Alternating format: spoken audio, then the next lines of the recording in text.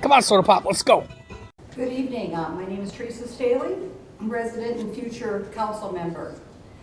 And I have been pondering in the last few days the Public Utilities Commission. Been thinking about this state entity that handles requests for rate increases from places like Xcel Energy and Mid-American Energy. And when these entities come to this Public Utilities Commission and ask for a rate increase, it's a long process. Citizens are notified. There's a vetting process. They get input.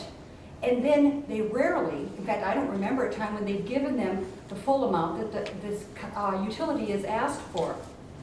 I started watching this rate increase with our utilities play out in 2011. I tried to get the media involved. I tried to get people involved. I tried to get the council to at least debate it and to have a compromise on it. You waited until 10:15 that night in 2011 to bring this up, and there was no dialogue. I called Greg Jameson, Councilor Jameson, after the fact. I said that was the worst piece of governmental engagement that I've ever seen. And as a citizen, I want you to be talking about these things and digging in. This thing came on the horizon for this rate increase on Friday. I had council members tell me they had not heard about it before Friday. We've got the first reading tonight, second reading coming up on May 3rd. I don't think this is right. And we're talking about different ways of funding our sewer system. We have an enterprise fund that we have been collecting money into to pay for these things, and we're talking about the second penny. The second penny is also being talked about to be funding the new administration building. Now, if we're talking about taking away from streets for the sewer system, then how about the administration building? As a council member, I want to get in here and dig into these things. And I think the people I talked with on the campaign trail had the same desire. They have a thirst for transparency and openness, and they have a thirst for people to take responsibility for standing up for the people. I'm not saying we shouldn't have any rate increases, but I'm saying, can't we talk about a compromise? Why does it have to be 100% of what they're asking for? Due diligence is what I want. So, and I probably won't get it. You guys are probably going to vote this in on May 3rd, and the rest of us will be left to deal with it as we move forward. But I was hoping that this could just be put off so the four of us could come on board and talk about this, because we're the ones who are going to be looking at the budget. We're going to be making decisions. Nothing set in stone from the past. I think the public is thirsty for good representation. So that's what I have to say. Thank you very much. Folks, anybody else want to engage the council? Welcome.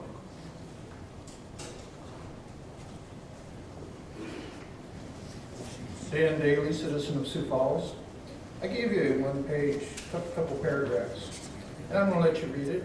I'm not going to go into it. It is complex, a little bit of legalese. The water rates, I looked at the 60-page slide presentation. I happen to agree with it. I know it surprises you, but the city's growing. My one input would be implement it slowly, and also make sure that all of that money goes towards water and water quality. That would be my input. Otherwise, I have some real problems with the Elmwood Golf Course Hotel and Restaurant. I don't think it's an antitrust issue. I don't think you should compete with private business. I'm retired now. If I have to, I will organize the hotels and do a class action. You've got to prove that you're not denying them business. I don't think you can do that. If you give them exceptions, if they don't have to pay property tax, if they're not paying a percentage lease, they can't own the property. You must own the building because it's on public land. There's lots of issues, and I would ask that you make a review of it, and you read at least what I have to say, which is certainly not a legal opinion, because I barely touched it. Is rather complex, and it'll get you in some big trouble, costing the citizens millions and millions of dollars, mostly in legal fees. The one other point, competitive bid process. Let's get that started. I mean, it seems like contracts are let before there's even a decision. I know what happened for the event center. There was no vote, there was no land, and the contracts were awarded. I mean, can we start that now? I mean, it's a good time. It's happening everywhere else in the country and in the state, just not here. That's what I have to say. Thank you. Thanks, Dan. Thanks for being here tonight. Folks, anybody else? Welcome.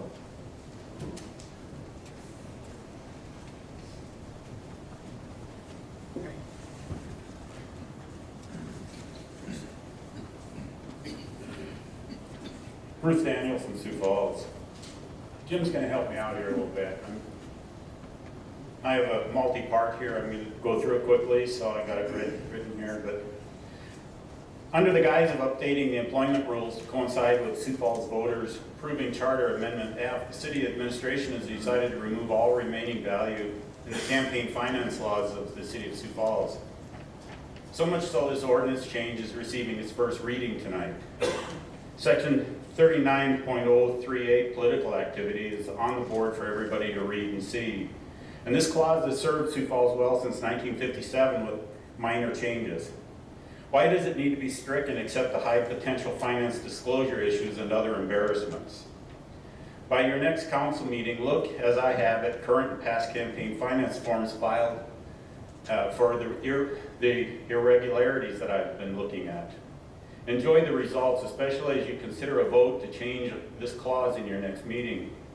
You know, what issues are you going to find? So, and I asked for a clarification of the city attorney's position language to be considered during the Charter Revision Commission meetings this year. The setup we now have is out of control. Now the city attorney is once again assisting in closing more government from us, the citizens. When will we have a city attorney whose first job is and priority is the protection of the rights of citizens and not special interests of those already in power? Another interesting angle in this money talk are the games surrounding the recent email I made sure all of you received from me and all the media of Sioux Falls. The city clerks are not being of service to you or us. The games played with this release of the financial disclosure forms border on breaking state open meetings records laws. When I asked for copies of original documents without markups, the request was refused. When the forms were modified or resubmitted, they were backdated. Backdated. You can't do that going to the bank. You can't do that when you go to any clerk of court's office. The backdated documents, they're worthless. When asked why, the clerks told me they did not have to follow Title I of the Open Records laws, only Titles 9 and 12. This is both wrong and weird, and I'm still awaiting the data requested. The last thing I want to talk about is Project N.I.C.E, currently running in Sioux Falls. It is by design a code enforcement program set up to spy on property owners. We've heard stories of illegal yard searches, city employees digging through refuse to collect data and materials through the years, but before yesterday I did not have any photographic or video evidence. Why else would LuAnn Ford and one of her staff be taking photos of a Lawnboy mower set out for pickup? They made a beeline to the stuff set out and began a weird photo session. Did she want me to help load it into her pickup so she could take it home? Never did really get an answer. It is interesting these images were captured one day after I was quoted in the Argus Leader concerning Project N.I.C.E. Mayor Mike Huther in March promised my neighbors he had a plan to deal with me. Is this part of the plan? By the way, is this the reason we need to spend upwards of $35 million with interest for a new administration building? So we can have more $87,000 city employees looking in our trash? Why? The city government has no right to trample on the citizen rights in order to hurt anyone they wish. In recent years, I have experienced and witnessed your distaste for the work we do, exposing process issues of the city of Sioux Falls. The administration building, Project N.I.C.E, the removal of section 38.038, political activity, and more are power plays leaving a sour aftertaste to remember your council and mayoral legacies. As we soon seat new members to this body, remember you all will soon be just Sioux Falls citizens again, without secret emails and staffs making you feel important. No one is here forever. By the way, does the proposed change in ordinance allow the mayor to use city resources to run for governor, or just squash First Amendment rights of citizens? I'm just asking. Thank you. Thank you, Bruce, appreciate that. Folks, anybody else want to engage the council? Welcome.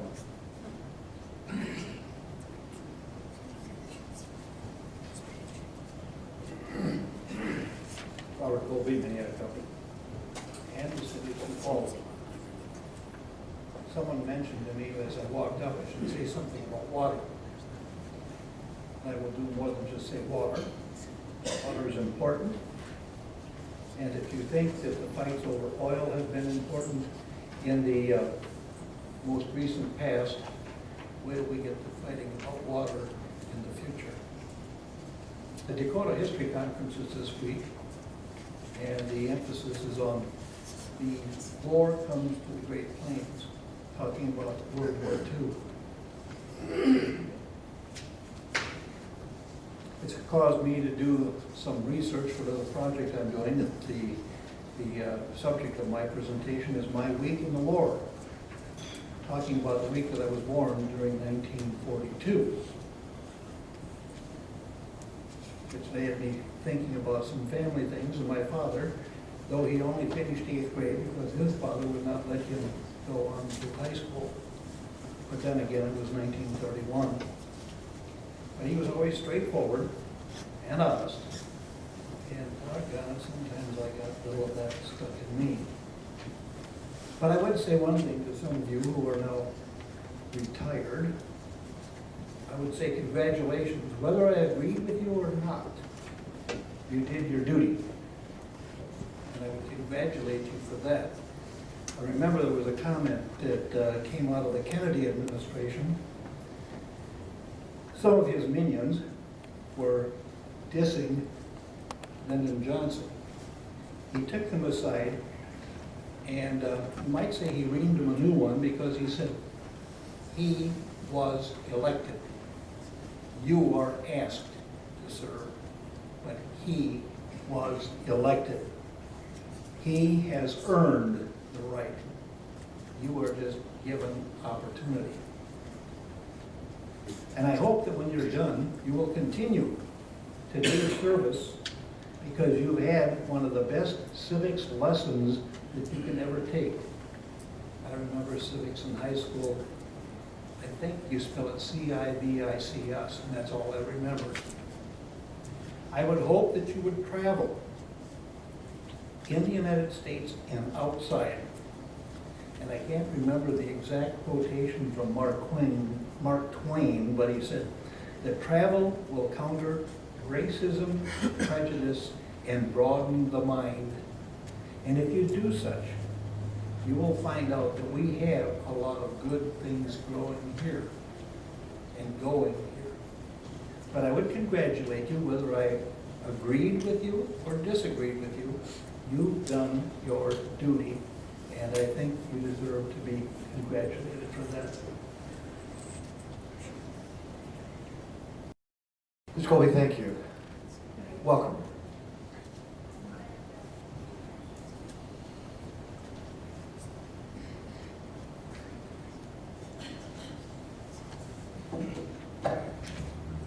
Greetings. I am David Zokaitis, and like normal, I'm here to talk about civil rights. Last fall, you all know that I was detained by 4 cops who were not very generous. So I keep coming back because the motivation for such an event is kind of complicated. There's a lot of components. Well, one reason why police get to do this kind of stuff is because the government says they can. So I've filed complaints with city government and state government and federal government that, you know, pretty much just want me to go away and never come back. No response.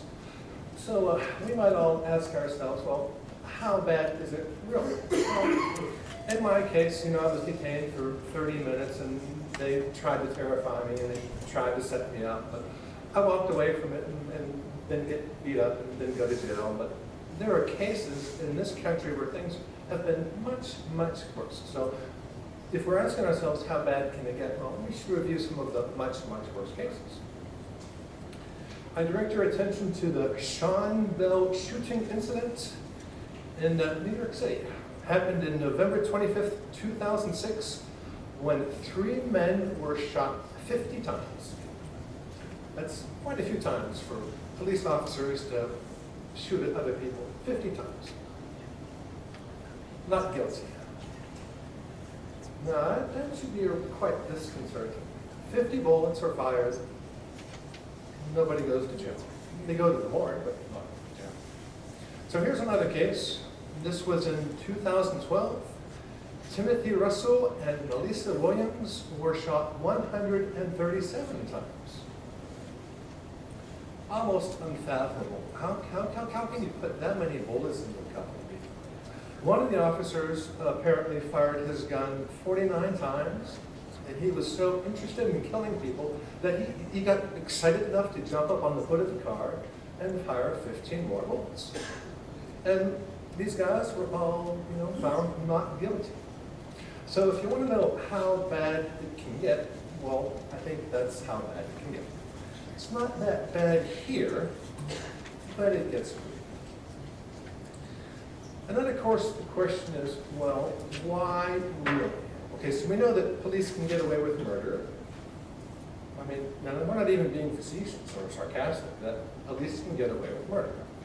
But the question is, who does that benefit, and why does it occur? So we're going to keep digging until we try to get some of the answers.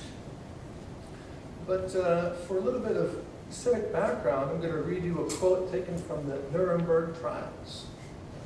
Of course the people don't want war, but after all, it is the leaders of the country who determine the policy, and it's always a simple matter to drag the people along, whether it's democracy, a fascist dictatorship, or a parliament, or a communist dictatorship. Voice or no voice, the people can always be brought to the bidding of the leaders. That is easy. All you have to do is tell them they are being attacked and denounce the pacifists for lack of patriotism. So, if we got that kind of stuff going on in our country, then this whole scenario starts to make a little more sense. Well, police are in control, and if you don't like it, well, good luck to you. But we need to figure out the motivation for some of that stuff. Now, here's a fictional quote by Caesar, but fictional quotes can have some value, so I'm going to read this one just because it's so cool. Beware the leader who bangs the drums of war in order to whip the citizenry into a patriotic fervor. For patriotism is indeed a double-edged sword that both emboldens the blood just as it narrows the mind. And when the drums of war have reached a fever pitch, and the blood boils with hate, and the mind has closed, the leader will have no need to seize the rights of the citizens. Rather, the citizens, infused with fear and blinded by patriotism, will offer up all of their rights unto the leader, and gladly do so. How do I know? For this is what I have done, and I am Caesar. Well, now, maybe that's what's going on in our country. David, thank you very much. Appreciate it. Yeah, You bet. Have a good night, sir. that's it. Thank you. Folks, anybody else want to engage the council? Welcome.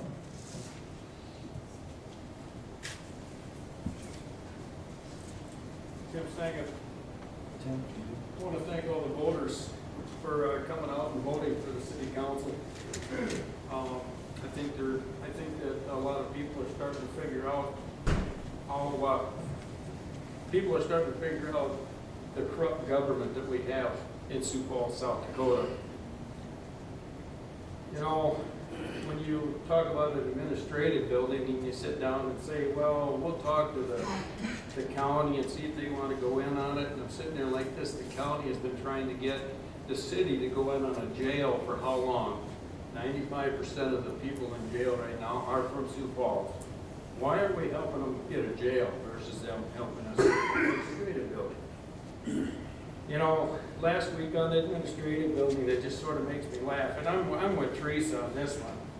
We got 25 first readings, 25 of them. Are we afraid of the next city council that's gonna come in? See, this is all brought on by the administration. See, what we do is we get our puppets lined up, and our puppets, the mayor gives them a song, the puppets come around and they start singing the song, and they sell it to the public. Then you get city council people that are just as bad, where the mayor sings a song to the city council person, and that city council person sings the song. You know, the public can see it now. Last week was just pathetic on how things were done. When we bring somebody up here and they sing the song, then you bring somebody up here and say, oh, buying a used building, it's just not feasible. But yet that person isn't gonna make any money off of a used building because they build new buildings. Then you bring an architect in here that's gonna be drawing up the plans for the new building. Well, that person's not gonna get the money they normally do. You sit here every week and you see the games, the corruptness of this city council, the corruptness of this mayor is just pathetic. And I think really and truthfully, when it comes down to this campaign reform that we're gonna be going through, I think we gotta follow the money trail and see how many city council people, and I am gonna point at you people, how many city council people gave candidates money, or even the mayor and his wife? What candidates did they give these candidates money? Then let's find out where corruptness starts. But the sad part about it is, I think the one you keep looking at the clock, by the way. The good part about it is, the people of Sioux Falls are going to find out next week where the corruptness starts. We're going to go through. We have to go through line by line on who gave money to who. We're going to do it. And we're going to let people know where corruptness is in this city council. But the sad part about it is, the people that you guys gave money to, did they get elected? I don't think they did they? The citizens of Sioux Falls are going to speak. But the thing is, the song that the citizens of Sioux Falls are going to have, we've only just begun. Thank you, Tim. Appreciate that. Welcome.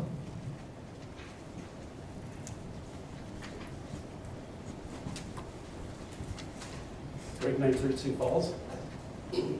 I wasn't going to talk tonight, but I thought I'd just throw out a couple of thoughts from the informational meeting. So when I went to the informational meeting, not kind of expecting that I might be going to a play. Seemed like everybody played their part. It seemed pretty well orchestrated. And you know, I'm an adult, but it seemed like it was a kind of an orchestrated deal to discredit those of us who are against the water rate increases. I guess I would only say that as I went door to door and I went to 2,500 doors, I heard over and over people who are on fixed incomes who are struggling. They're just tired of rate increases and they're just looking for some relief, and they just don't really see how we can be a boom town and you know, the piggy bank is full, but we keep raising rates. I know we've done that for a long time. And then today we talked about what would we cut, you know, if we started to shift that money over. And we talked about things like Flint, Michigan, cutting the roads, cutting the parks. And so I just don't know about the scare tactics of those are the first things we cut. Now, yes, we spend a lot on sewers, so it would have to be a gradual transition, and we would take it would be a tough thing to do, and obviously there would have to be something that would have to be cut. But once again, I guess it comes down to priorities. So I hope we'll just be open-minded and we can have the discussion and just look at all of the options. Thank you.